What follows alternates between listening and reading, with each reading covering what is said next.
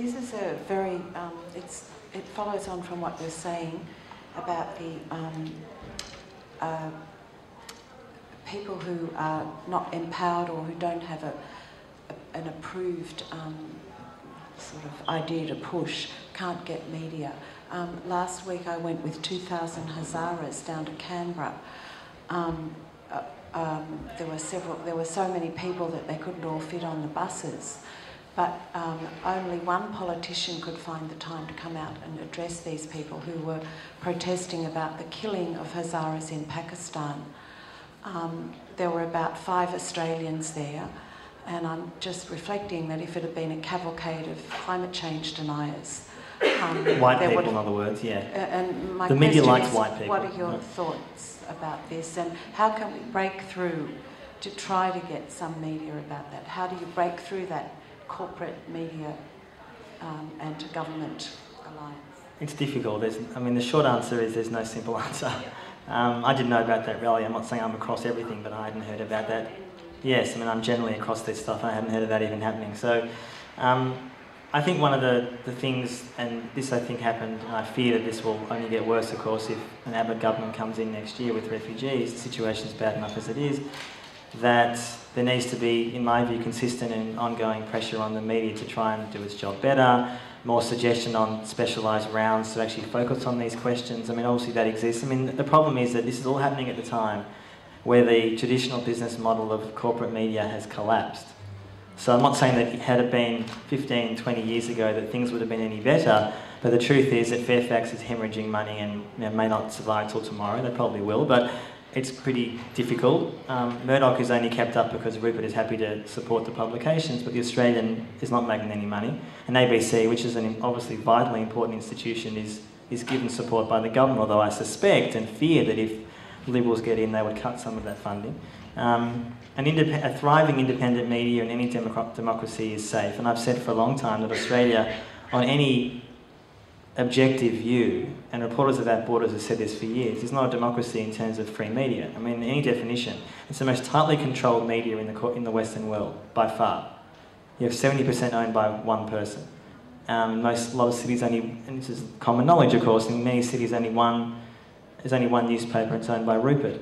So, and in Reporters Without Borders reports year after year after year, and it goes up and down a bit, but Australia's record is decreasing. That's partly to do with the fact that often the way that our media reports refugee questions is so bad. There is often a silencing of other voices, and as I think I said in my talk, I was referencing something else, but it's relevant here.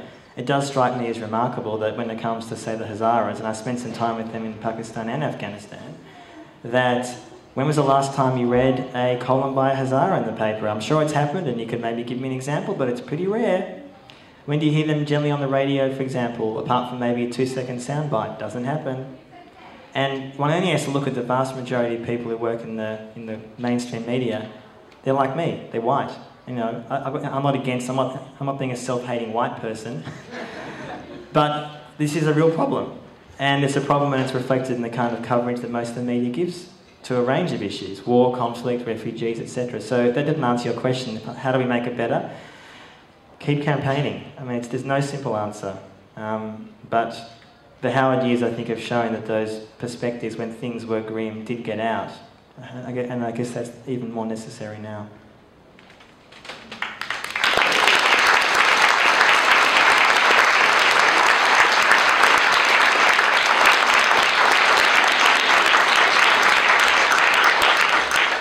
Antony will be signing books later in the tent. He's a man who believes in the power of ideas, and please join me in thanking him again.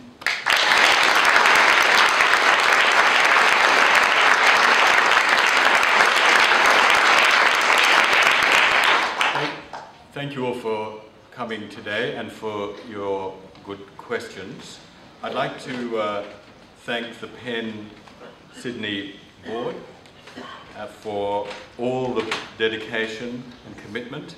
Sandra Simons, Deborah Adelaide, Carol Detman, Angelo Lukakis and Joel Gibson.